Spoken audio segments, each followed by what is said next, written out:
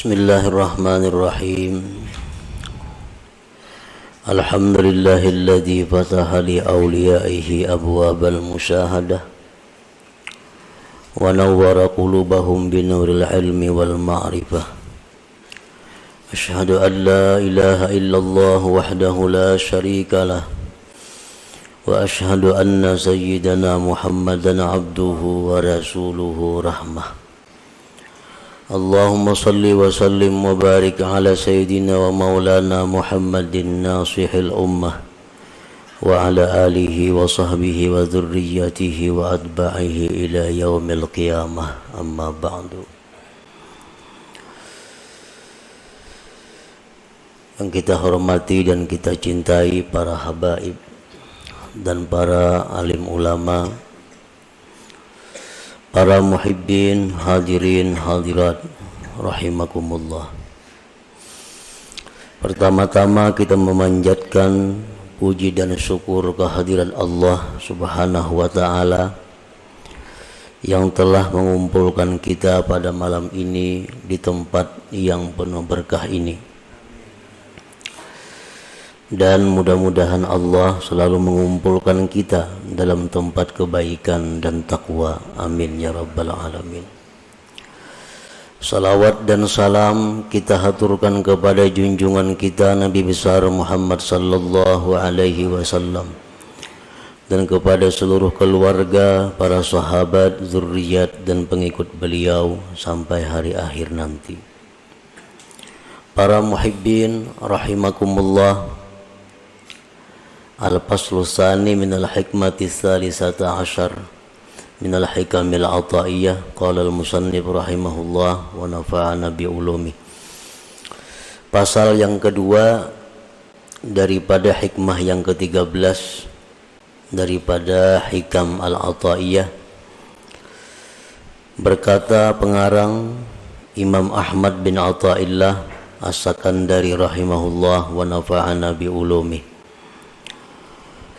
Am kaifa yarhalu ilallah ta'ala wa huwa mukabbalun bi syahawatihi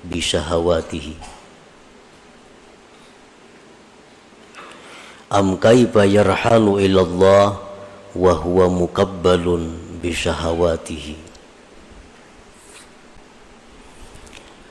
yang artinya, atau bagaimanakah hati seseorang itu bisa berangkat kepada Allah Ta'ala, sedangkan hati itu diikat, dililit dengan syahwat-syahwatnya. Bagaimanakah hati itu bisa berangkat kepada Allah, sedangkan dia diikat, dipasung dengan syahwatnya. Maksudnya adalah la yataraqqa qalbun min alami syakki ila alamil yakin wa huwa mutaqayyadun bis syahawat. Tidaklah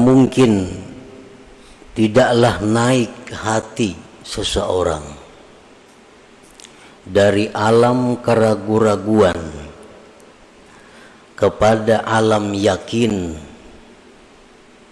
sedangkan hati itu terkait pada keinginan nafsunya. Nah, para muhibbin rahimakumullah, sebagian manusia ada yang hatinya itu masih berada di alam syak, alam keraguan-raguan. Dan hati yang berada di alam ragu-ragu itu tidak akan bisa naik kepada alam yakin kalau hati tersebut masih terikat, terkait dengan keinginan nafsunya. Para muhibbin rahimakumullah, kita meyakini dengan seyakin-yakinnya dalam pengakuan kita bahwa kita ini akan mati. Itu pengakuan kita. Tetapi pada kenyataannya tingkah laku kita, akhlak perbuatan kita, seolah-olah kita ini ragu-ragu dengan kematian itu. Kita mengaku bahwa kita yakin bahwa di kubur itu ada azab, ada nikmat. Dan kita yakin dalam pengakuan kita bahwa kita satu saat akan masuk ke alam kubur itu. Tetapi pada kenyataannya dalam tingkah laku kita sehari-hari, seolah-olah kita tidak percaya kita akan masuk ke alam kubur itu. Hal ini dapat kita lihat dengan kesibukan-kesibukan kita yang sifatnya dunia. Dengan pikiran-pikiran kita yang selalu terfokus untuk dunia. Itu satu bukti bahwa kita ini belum yakin akan kematian kita. Walaupun andai kata kita ditanya, kita pasti menjawab mati itu yakin. Tetapi tingkah laku kita bertentangan dengan pengakuan itu. Banyak di antara kita yang mengejar dunia tidak cukup waktu. Banyak di antara kita yang memikirkan dunia tidak cukup kepala. Arti kada cukup kepala itu napa? Seorang kada sanggup mencari pembantu-pembantu, asisten-asisten, menunjukkan kepala seorang kada cukup lagi memikirkan itu. Sabigi kepala kada cukup, ulah seekong asisten, kada cukup lagi ulah seekong pembantu lagi. Nah, yang dipikirkan apa? Semuaan adalah urusan-urusan keduniaan. Nah, padahal ini mengaku dia yakin akan mati. Yakin. Tetapi tingkah lakunya tersebut menunjukkan bahwa dia itu ragu-ragu.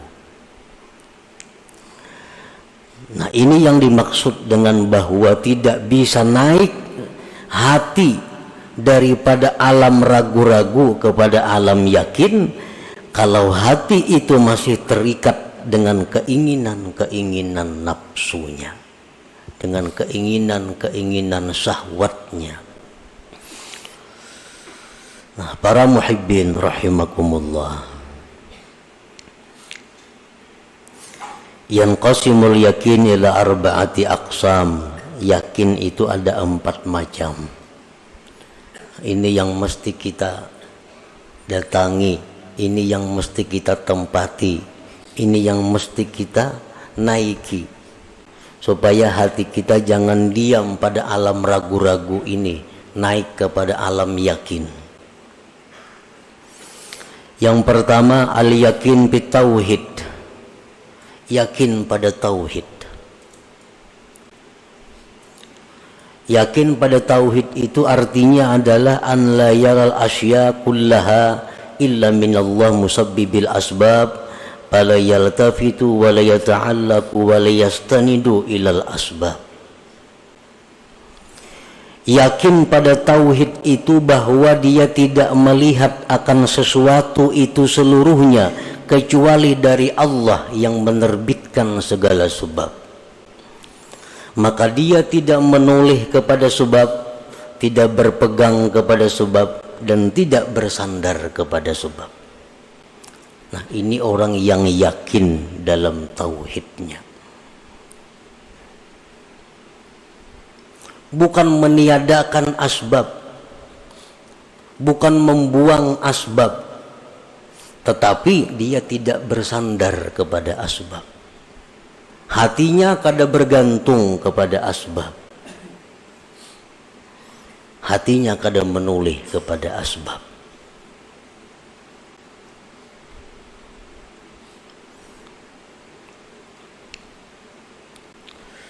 Para muhibbin rahimakumullah, Anas bin Malik, salah seorang khadam Rasulullah sallallahu alaihi wasallam.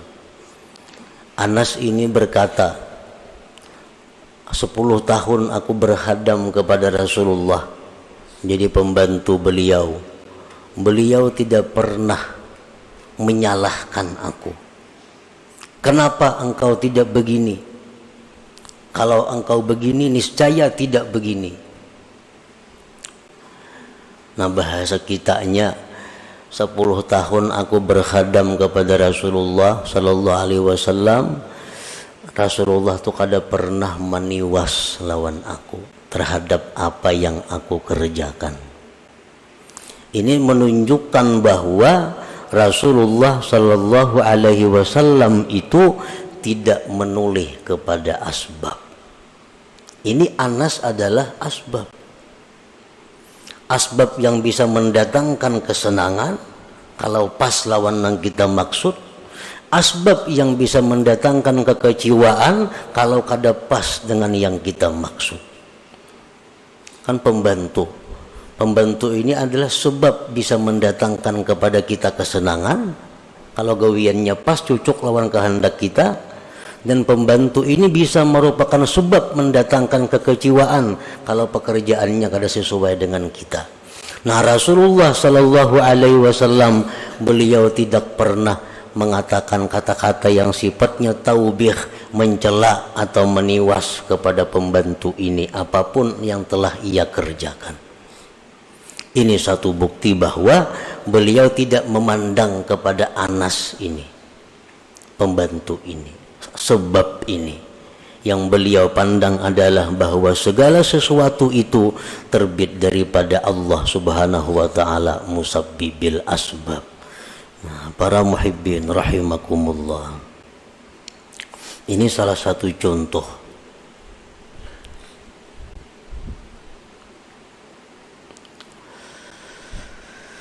Nah, jadi yakin yang pertama adalah yakin pada tauhid.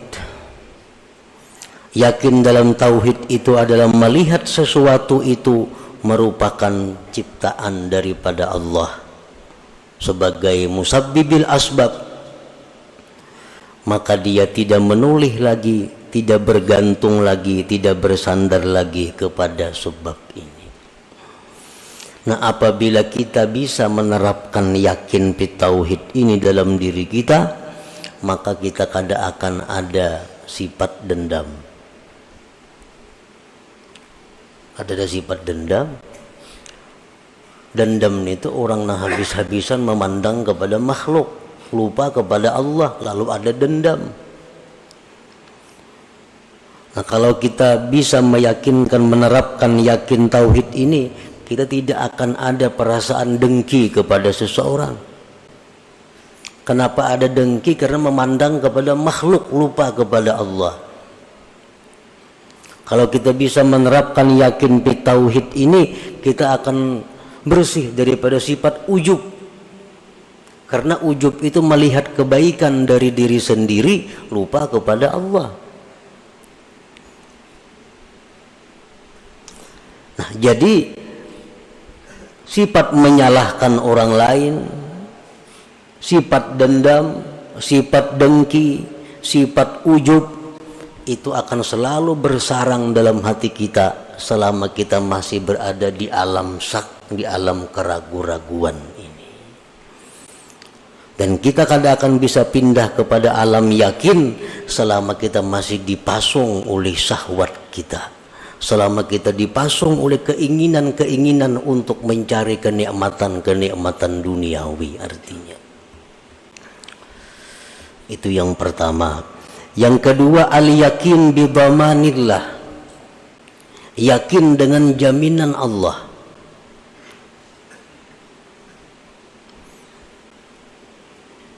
Fala yahtammu birrizqi, maka dia tidak risau dengan rezekinya. Lianna ma qaddara lahu yasilu ilaihi wa idza ma la fala fayujmilu fi talabihi, karena dia yakin bahwa yang ditakdirkan baginya itu pasti sampai kepadanya, dan yang tidak ditakdirkan tidak akan sampai kepadanya, maka dia baik elok pada mencari rezeki itu.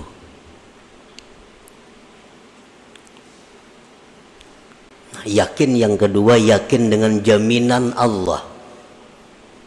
Allah sudah menjamin bahwa apa yang Dia tetapkan untuk kita itu pasti akan sampai kepada kita. Apa yang tidak milik kita tidak akan sampai kepada kita. Nah, kalau kita yakin itu, payujmilu fit talab, maka dia akan ilok dalam hal mencari rezeki. Nang ilok mencari rezeki itu kayak apa? Pertama, tahu halal haram. Oh, ini yang halal, ini yang haram. Yang kedua, dinamakan ilok dalam mencari rezeki adalah tahu waktu.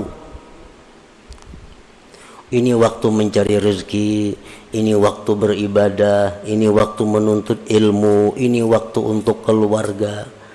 Nah, ini dinamakan baik dalam menuntut rezeki. Orang-orang yang tidak elok dalam mencari rezeki, kada tahu halal, kada tahu haram, mencari rezeki kada tahu waktu sembahyang, kada tahu waktu belajar, kada tahu waktu menuntut ilmu. Yang penting menuntut rezeki, mencari rezeki. Ini orang yang tidak yakin dengan jaminan Allah. Orang yang tidak yakin dengan jaminan Allah.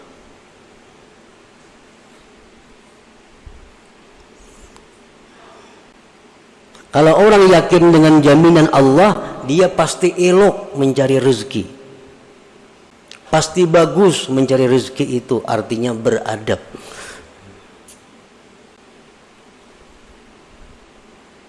Yang ketiga, al-yakin bil jaza, yakin pada balasan Allah. Bi anna ma ya'malu mithqala dzarratin min khairin aw syarrin fasayarah fayajtahidu fit ta'ah.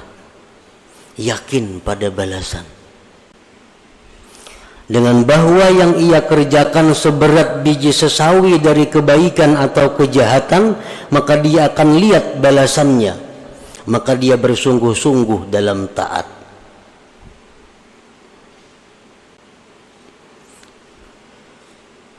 Allah melalui Rasulullah SAW menyatakan bahwa kalau engkau sembahyang ini, maka balasannya itu lebih baik daripada surga, lebih baik daripada dunia dan isinya. Nah, ini janji Allah. Kalau engkau melakukan ini, engkau akan diazab dengan azab yang sangat pedih. Ini adalah janji Allah. Nah, kalau kita yakin pada balasan yang dijanjikan Allah itu, fayajtahidu fit ta'at, maka kita sungguh dalam taat kepada Allah.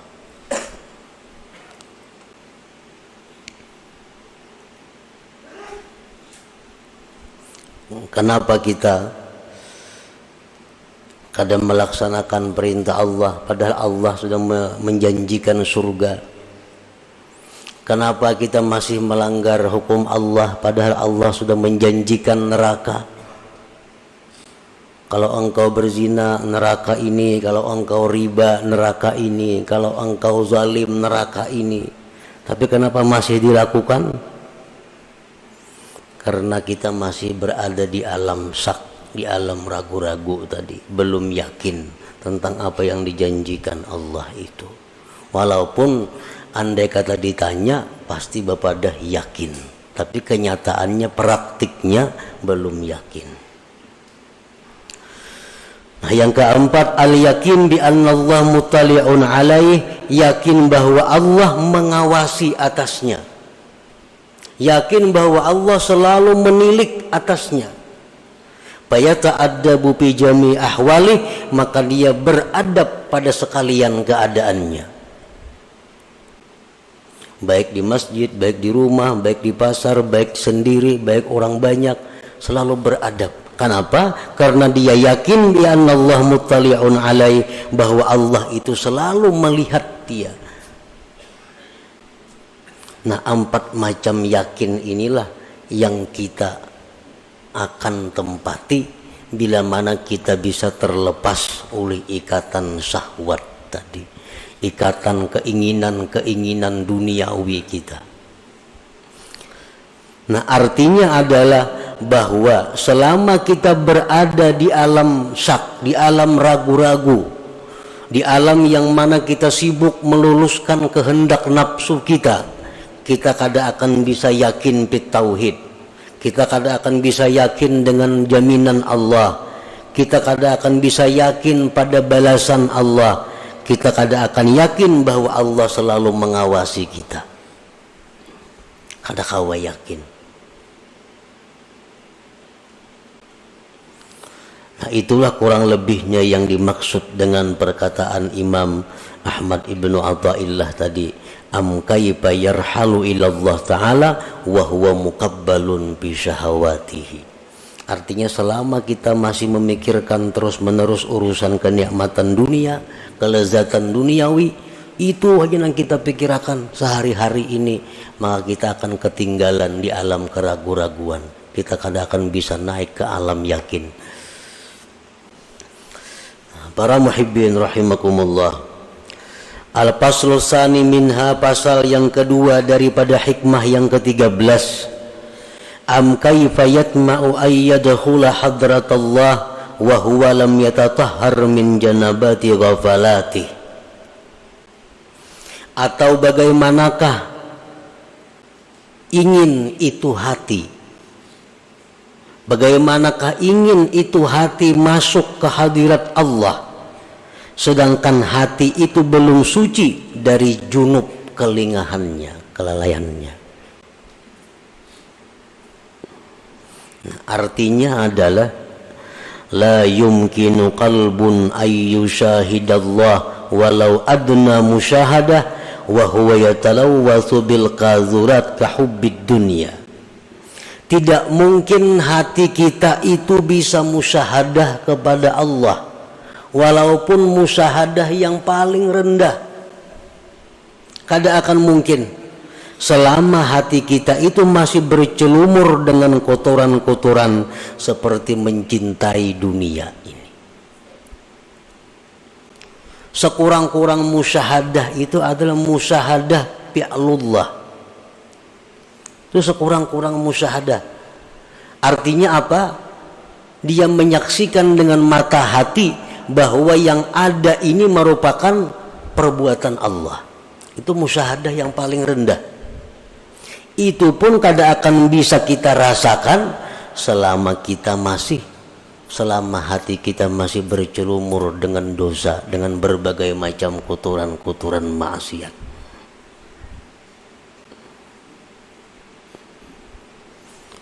Yang dicari itu melihat sesuatu ingat lawan Allah, melihat nangka ini balangnya ingat lawan Allah, melihat nangka ini potongannya ingat lawan Allah. Kan kayak itu dicari. Kada akan bisa kita seperti itu kalau kita masih bercelumur dengan maksiat.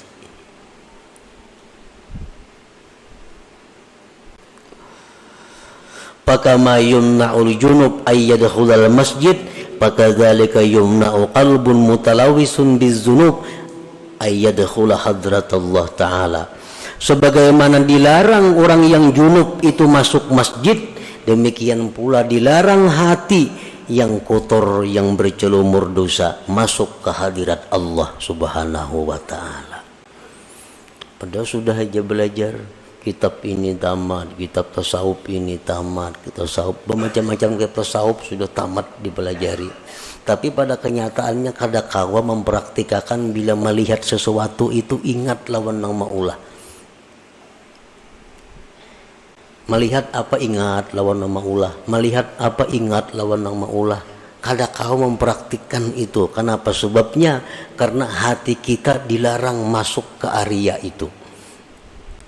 Hati kita belum bersih untuk bisa masuk ke sana.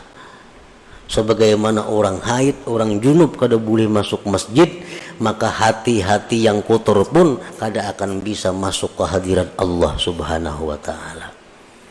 Nah, hati yang berada di hadirat Allah itulah hati yang selalu ingat kepada Allah.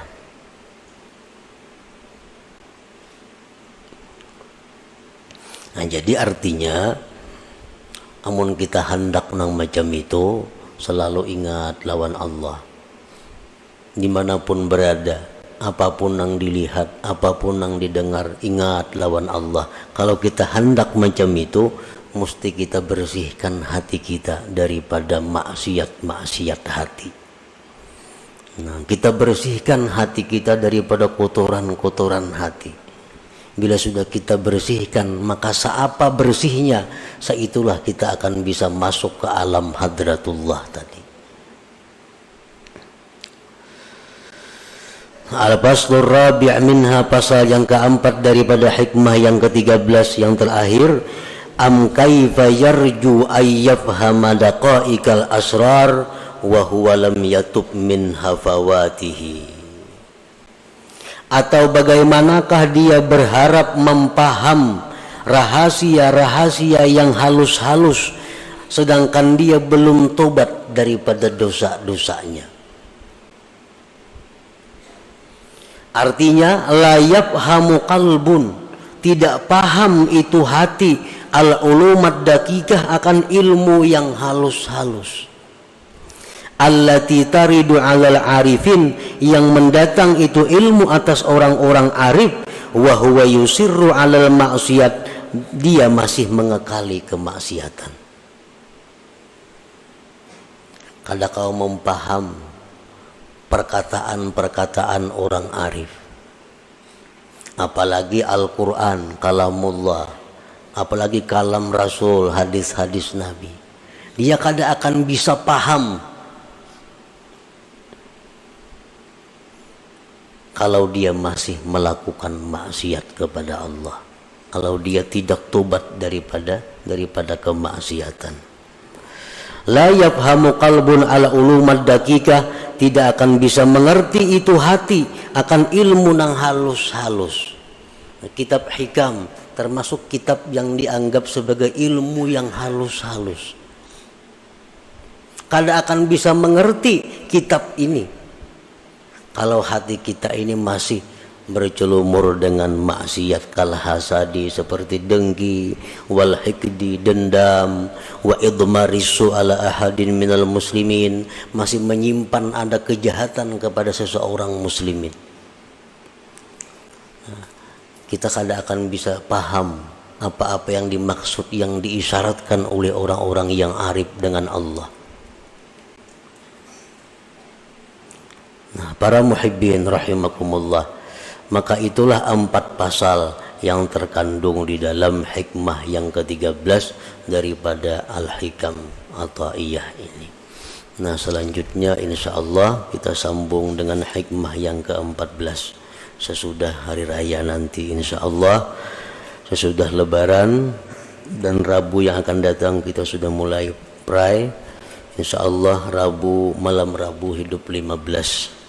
Malam Rabu hidup 15 bulan Syawal insyaallah taala. Ila hadratin Nabi sallallahu alaihi wasallam. Al-Fatihah.